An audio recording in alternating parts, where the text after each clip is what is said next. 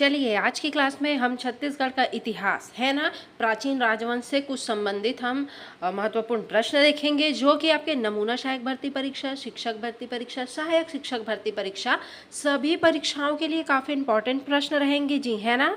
आज हम वो 5 सवाल देखेंगे जो आपके पक्का परीक्षा में आ सकते हैं, तो आप सभी वीडियो के लास्ट तक बने रहिएगा भाई। यहाँ से आपके एग्जाम में प्रश्न हमेशा से बनते ही हैं। चलिए देखते हैं, दक्षिण कौशल के पांडु वंश का संस्थापक किसे माना जाता है। एग्जाम में बार बार पूछा जाने वाला प्रश्न है ये भी।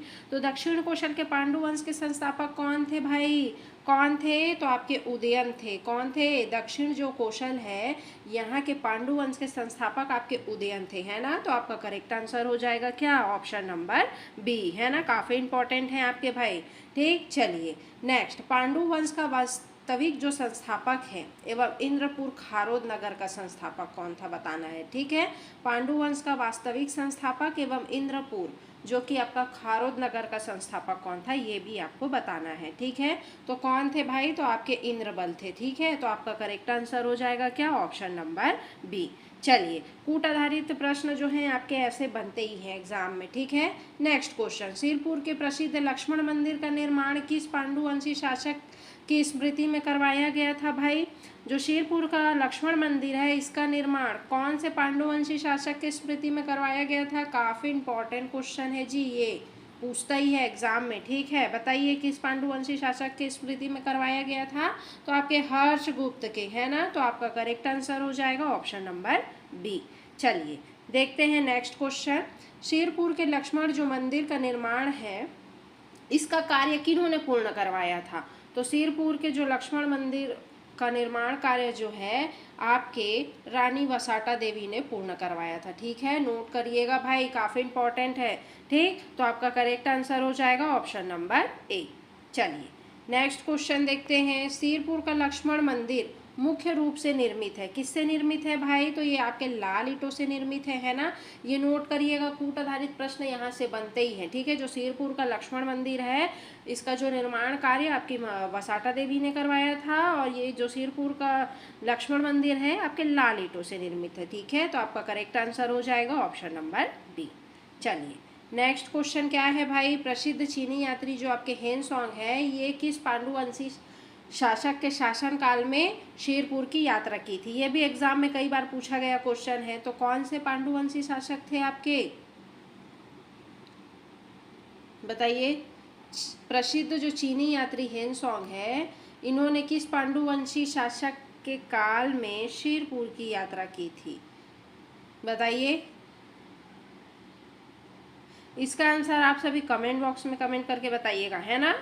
चलिए नेक्स्ट क्वेश्चन, महाशिवगुप्त बालार्जुन को बालार्जुन की उपाधि क्यों दी गई थी, क्यों दी गई थी भाई। बाल्यावस्था में अर्जुन के समान धनुर्विद्या में निपुण होने के कारण जो है आपके महाशिवगुप्त बालार्जुन को क्या दी गई थी, बालार्जुन की उपाधि दी गई थी, ठीक है। तो आपका करेक्ट आंसर हो जाएगा ऑप्शन नंबर ए। चलिए देखते हैं भाई नेक्स्ट क्वेश्चन क्या है, पांडु वंश का कौन सा शासक सकल कोसलाधिपति की उपाधि धारण करने वाला प्रथम शासक था, बताइए। पांडु वंश का पहला शासक बताना है, प्रथम शासक, है ना, जिन्होंने सकल कोसलाधिपति की उपाधि धारण की थी। तो किन्होंने की थी, तो आपके तिवरदेव ने की थी, ठीक है, सकल कोसलाधिपति की उपाधि धारण, ठीक। तो आपका करेक्ट आंसर हो जाएगा ऑप्शन नंबर बी। अगर आपको मेरा वीडियो अच्छा लग रहा हो तो जी ज़्यादा से ज़्यादा लाइक शेयर सब्सक्राइब करते हुए चलिएगा। चलिए नेक्स्ट क्वेश्चन, छत्तीसगढ़ के इतिहास में किस पांडुवंशी राजा के शासनकाल को स्वर्ण काल कहा जाता है। काफ़ी बार एग्जाम में पूछा गया क्वेश्चन है जी ये, बताइए। छत्तीसगढ़ के इतिहास में किस पांडुवंशी राजा के शासनकाल को स्वर्ण काल कहा गया है, कहा जाता है, बताइए। तो आपके महाशिवगुप्त बालार्जुन के शासनकाल को ही स्वर्ण काल कहा जाता है ना। ये आपके पांडुवंशी राजा थे हैं। तो आपका करेक्ट आंसर हो जाएगा ऑप्शन नंबर 2। चलिए नेक्स्ट क्वेश्चन क्या है भाई, रानी वसाटा देवी किस वंश के राजा सूर्यवर्मा की पुत्री थी। जो रानी वसाटा देवी है ये भी याद रखिएगा, ये राजा सूर्यवर्मा की पुत्री थी, है ना। तो कौन से वंश की थी, तो ये आपके मौखरी वंश की थी, ठीक है। तो आपका करेक्ट आंसर हो जाएगा ऑप्शन नंबर 2। चलिए नेक्स्ट क्वेश्चन क्या है जी, पांडुवंशियों की प्रारंभिक राजधानी कौन सी थी। तो वंशियों की जो प्रारंभिक राजधानी थी वो आपके शीरपुर यानी कि जिसको श्रीपुर कहते हैं अभी वर्तमान में खारोद, है ना। तो आपका करेक्ट आंसर हो जाएगा ऑप्शन नंबर 3। चलिए नेक्स्ट क्वेश्चन, महाशिव गुप्त बालार्जुन मुख्य रूप से किस धर्म के अनुयायी थे? ये भी एग्जाम में कूट आधारित प्रश्न बने हैं आपके यहाँ से।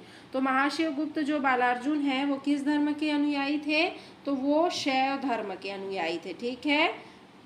किसके? शैव धर्म के। कौन? आपके महाशिव गुप्त बालार्जुन। तो आपका करेक्ट आंसर हो जाएगा ऑप्शन नंबर 2। चलिए नेक्स्ट क्वेश्चन, खारोद के लक्ष्मेश्वर मंदिर लक्षर का जीर्णोद्धार किस पांडुवंशी शासक के समय हुआ था? बताइए। खारोद का जो लक्ष्मेश्वर मंदिर है, ये लक्षर, इसका जीर्णोद्धार किस पांडुवंशी शासक के समय हुआ था? बताइए। तो ये आपके ईशान देव के समय हुआ था, ठीक है। तो आपका करेक्ट आंसर हो जाएगा ऑप्शन नंबर 2। चलिए नेक्स्ट क्वेश्चन देखते हैं भाई, पांडु वंश के किस शासक ने परम भक्त की उपाधि धारण की थी?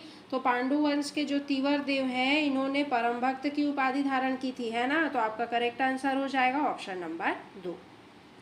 चलिए जी नेक्स्ट क्वेश्चन देखते हैं, मैकल के पांडु वंश की जानकारी किस ताम्रपत्र से प्राप्त होती है? तो आपके वामनी एवं मल्हार के ताम्रपत्र से जो है मैकल के पांडु वंश की जानकारी प्राप्त होती है, ठीक है। तो आपका करेक्ट आंसर हो जाएगा ऑप्शन नंबर 2। चलिए जी नेक्स्ट क्वेश्चन क्या है, मैकल के पांडु वंश का प्रथम शासक किसे माना जाता है भाई? बताइए किसे माना जाता है? तो जयबल को माना जाता है, ठीक है। जो आपके मैकल के पांडु वंश का प्रथम शासक है वो आपके जयबल को माना जाता है। तो आपका करेक्ट आंसर हो जाएगा ऑप्शन नंबर 1।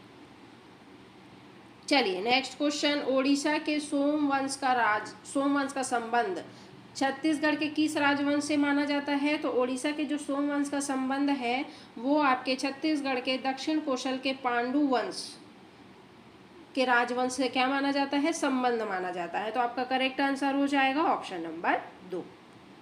चलिए जी नेक्स्ट क्वेश्चन, ओडिशा में सोमवंश की स्थापना का श्रेय किसे दिया जाता है? तो ओडिशा में जो है सोमवंश की स्थापना का श्रेय शिवगुप्त को दिया जाता है, जिन्होंने त्रिकलिंगाधिपति की उपाधि धारण की थी, है ना। तो आपका करेक्ट आंसर हो जाएगा ऑप्शन नंबर 1। चलिए जी नेक्स्ट क्वेश्चन, त्रिकलिंगाधिपति की उपाधि धारण करने वाले शासक किस वंश के थे? किस वंश के थे जी? सोमवंश के थे ना, सोमवंश के। तो आपका करेक्ट आंसर हो जाएगा ऑप्शन नंबर 1। चलिए नेक्स्ट क्वेश्चन देखते हैं भाई, शीरपुर का गंधेश्वर महादेव मंदिर किस नदी के तट पर स्थित है? तो किस नदी के तट पर? तो आपके महानदी के तट पर स्थित है ना। तो आपका करेक्ट आंसर हो जाएगा ऑप्शन नंबर 2। चलिए जी नेक्स्ट क्वेश्चन, आनंद कुटी विहार यानी कि आपका बौद्ध विहार शीरपुर का निर्माण किसके शासनकाल में हुआ था? काफ़ी इंपॉर्टेंट क्वेश्चन है। तो किसके शासनकाल में? तो आपके महाशिवगुप्त बालार्जुन के शासनकाल में हुआ था, है ना जी। तो आपका करेक्ट आंसर हो जाएगा ऑप्शन नंबर 1। चलिए नेक्स्ट क्वेश्चन क्या है जी, पांडु वंश के किस शासक ने बाण वंश के राजा को पराजित कर अपने राज्य का विस्तार किया था? तो पांडु वंश के कौन से शासक हैं जिन्होंने बाण वंश के राजा को पराजित करके राज्य का विस्तार किया था जी? तो आपके कौन थे? तीवर देव थे, ठीक है। तो आपका करेक्ट आंसर हो जाएगा ऑप्शन नंबर 1। चलिए नेक्स्ट क्वेश्चन, राजिम के राजीव लोचन मंदिर का जीर्णोद्धार किस पांडुवंशी राजा के समय माना जाता है? तो किस पांडुवंशी राजा के समय माना जाता है भाई? तो आपके नलवंशीय राजा विलास तुंग, है ना, जो कि आपके राजीव लोचन मंदिर का जीर्णोद्धार जो है नलवंशी विलास तुंग पांडुवंशी जो राजा थे इन्हीं के समय का माना जाता है। तो आपका करेक्ट आंसर हो जाएगा ऑप्शन नंबर 1। चलिए नेक्स्ट क्वेश्चन, पांडु राजवंश की राजकीय भाषा क्या थी? तो पांडु जो राजवंश है इसकी राजकीय भाषा थी भाई आपकी संस्कृत, है ना। तो आपका करेक्ट आंसर हो जाएगा ऑप्शन नंबर 2। चलिए नेक्स्ट क्वेश्चन, शीरपुर में बौद्ध, शैव, वैष्णव एवं जैन धर्म का संगम किस काल में अपनी पराकाष्ठ पर था? तो किस काल में? तो आपके पांडु वंश के शासन काल में जो है शीरपुर के बौद्ध, शैव, वैष्णव, जैन का संगम जो है अपनी पराकाष्ठ पर था। तो आपका करेक्ट आंसर हो जाएगा ऑप्शन नंबर 2।